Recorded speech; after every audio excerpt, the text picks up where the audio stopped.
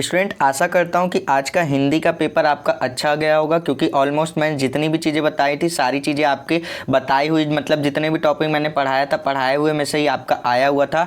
तो इस पेपर को आप देख लीजिए, जो अभी आप एक घंटे पहले पेपर जो दे करके आए हैं उसका मैं आपको सोल्यूशन बताता हूँ। आप मिलाइए कि आपने सही किया है कि नहीं किया है, तो आप अपना पता लगा पाएंगे कि आपका कितना मार्क्स स्कोर हो रहा है। ठीक है, तो यहाँ पर मैं पेपर के लेवल की बात करूंगा तो पेपर का लेवल आपका बहुत ही ज़्यादा ईजी था। आप आराम से सारे क्वेश्चंस को पढ़ सकते थे। मैंने 2 दिन पहले ही आपको सब कुछ पढ़ा रखा था, तो अगर आप 2 दिन पहले भी आप अपने तैयारी को अच्छी तरीके से करके गए होंगे तो डेफिनेटली आपके सारे क्वेश्चंस फंसे होंगे। ठीक है, क्योंकि मैंने जितना भी पढ़ाया था सब कुछ, अब मैं ये नहीं कह रहा कि हाँ 100% आया था, बट ये कह रहा हूँ कि 80-90% आपके क्वेश्चंस उन्हीं सब टॉपिक्स में से आए हैं जिसमें जो कि मैंने पढ़ा रखा था। ठीक, अब देखिए मैं आपको दिखाऊंगा भी विद प्रूफ कि मैंने क्या क्या करा रखा था, जो जो आया है आपके। सबसे पहले यहाँ पे सेक्शन ए यानी कि खंड का आता है हमारे पास। तो देखो यहाँ पर हमारे पास जो ऑप्शनल क्वेश्चन है इसका आंसर मैच करना कि आपने सही करके आया आपने कि गलत किया है आपने। ठीक, तो इसको मैच करना। जैसे ये क्वेश्चन आपका पहला ही क्वेश्चन, आप अगर आपको याद हो मैंने एक वीडियो लाई थी ऑप्शनल क्वेश्चन वाली, उसमें मैंने ये क्वेश्चन आपको इंक्लूड करके बताया हुआ था, जिसमें पूछा गया था मेरी सफलताएं किस विधा की रचना है। ये आपसे पूछा गया था। ऑप्शन में दिया गया था कहानी, आत्मकथा, और यहाँ पर तीसरा ऑप्शन दे रखा था डायरी, और यहाँ पे फोर्थ वाला ऑप्शन दे रखा था जीवनी। तो अगर आप ऑप्शन नंबर 2 करेक्ट करके आए हो तो आप बिल्कुल सही हो, आपको 1 नंबर यहाँ से मिल जाएगा, क्योंकि मेरी आत्मकथा किस विधा की रचना है, आत्मकथा की। ठीक है, तो ऑप्शन नंबर 2 आपका सही हो जाएगा। अगर आपने ऑप्शन नंबर 2 सही किया है तो आप बिल्कुल निश्चिंत रहो, आपको 1 नंबर यहाँ से मिलेगा। तो अब क्वेश्चन नंबर 2 की बात करेंगे। क्वेश्चन नंबर 2 में बोला गया घूमखंड शास्त्र के लेखक हैं। तो अगर आपने ऑप्शन नंबर फर्स्ट सही किया होगा राहुल संस्कृत वाला, तो बिल्कुल सही है आप। ऑप्शन नंबर सही आपका फर्स्ट है, तो यहाँ पर आपका सेकंड क्वेश्चन का ऑप्शन नंबर फर्स्ट हो जाएगा आपका करेक्ट आंसर। उसी तरीके से सारे क्वेश्चंस को मैच करते जाइए और देखिए आपने कितना सही किया है पेपर को और कितना गलत करके आए हो। ठीक, अब क्योंकि अब आपके पास कॉपी तो है नहीं, आप उसमें जाकर के सही भी नहीं कर सकते हो, बट देख लो कि हाँ आपने कितने क्वेश्चंस को सही किया है कितने गलत किया है। इससे आप अपने मार्क्स को जज कर पाओगे कि हाँ कितने मार्क्स मैं ले आ सकता हूँ इतने। ठीक, तो यहाँ पर अब थर्ड क्वेश्चन की बात करेंगे। थर्ड क्वेश्चन में बोला गया निम्नलिखित में से कौन सा उपन्यास जैनेन्द्र द्वारा लिखित है। तो यहाँ पर क्वेश्चन नंबर 3 की बात करेंगे। तो क्वेश्चन नंबर 3 का ऑप्शन नंबर अगर आपने 3 करेक्ट किया है सुनीता, तो सुनीता आपका हो जाएगा इस क्वेश्चन का करेक्ट आंसर। ठीक, अगर आपने ये सही किया है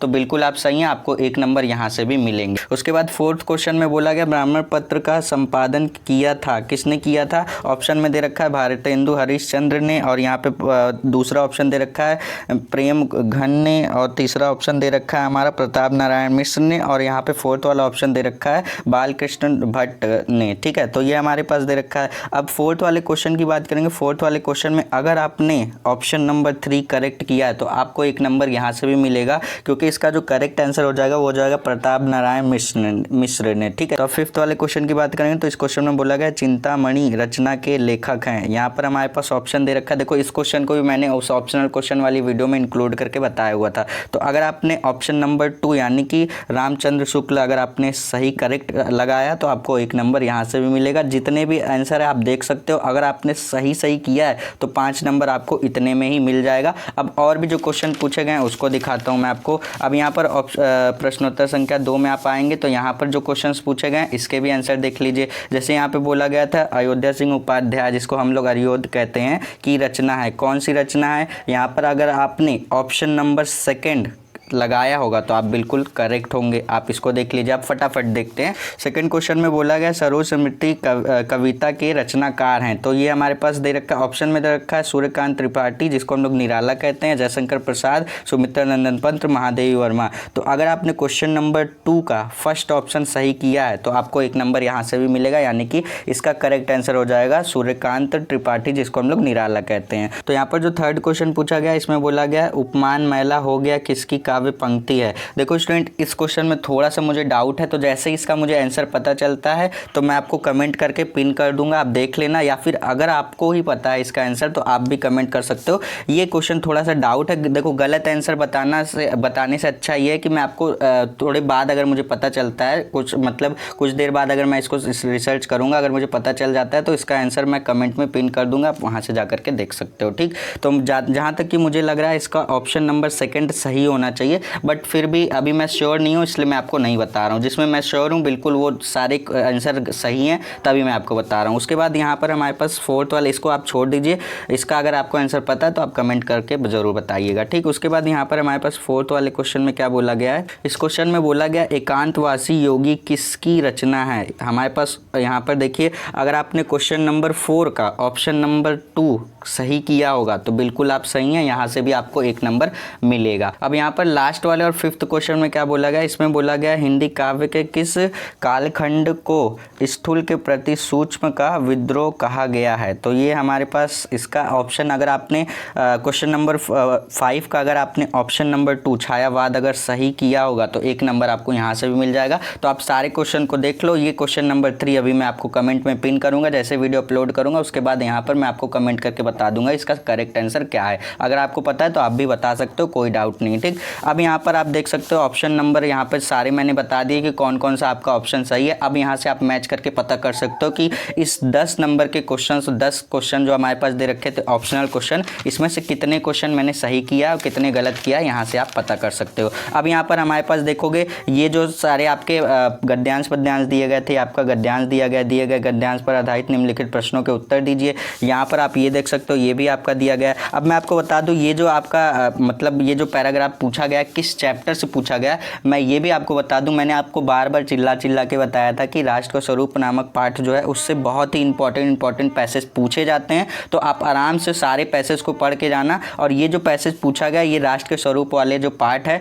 उसी से पूछा गया, जिसके लेखक कौन है, डॉक्टर वासुदेव सरल अग्रवाल हैं, ठीक। ये पैसेज आपका उसी चैप्टर से लिया गया है। उसी तरीके से अशोक के फूल वाले से ये भी लिया गया है। तो आप देखो, मैंने आपको बताया था राष्ट्र के स्वरूप और अशोक के फूल दोनों ही चैप्टर इंपॉर्टेंट है आपके गद्यांश के पॉइंट ऑफ व्यू से, इसको तैयार कर लेना। अब उसी तरीके से हमारे पास क्वेश्चन नंबर 4 में बोला गया था दिए गए पद्यांश पर आधारित निम्नलिखित प्रश्नों के उत्तर दीजिए। तो इस पैराग्राफ की बात करेंगे, तो इस पैसेज की बात करेंगे तो ये पैसेज आपका गीत नामक जो पार्ट है जिसकी लेखक कौन है, महादेवी वर्मा, उससे लिया गया है। तो आप सारी चीज़ों को देख सकते हैं, जितनी भी चीज़ें हैं सब कुछ पढ़ाया हुआ है। अब जीवन परिचय में बात करेंगे, जीवन परिचय में मैंने आपको बताया था वासुदेव सरल अग्रवाल का बताया था, एपीजे अब्दुल कलाम का, ये दोनों मैंने आपको इंपॉर्टेंट वाले में बताया हुआ था। मैं एक्सेप्ट करता हूं कि मैंने ये आपका हरि शंकर परसाई वाला मैंने इंपॉर्टेंट में नहीं बताया था, बट कोई बात नहीं, हमारे पास तो 2 ठो मिल रहा है ना, हमने 2 पढ़ के अगर आप गए होगे तो आप दोनों में से किसी एक को ही करना था, दोनों तीनों नहीं करना था, एक को ही करना था। तो 2 आ रहा था, एक तो कर ही लिए होगे। उसके बाद इसमें मैंने सुमित्रा नंदन पंत का बताया था और मैथिली सर गुप्त का बताया था,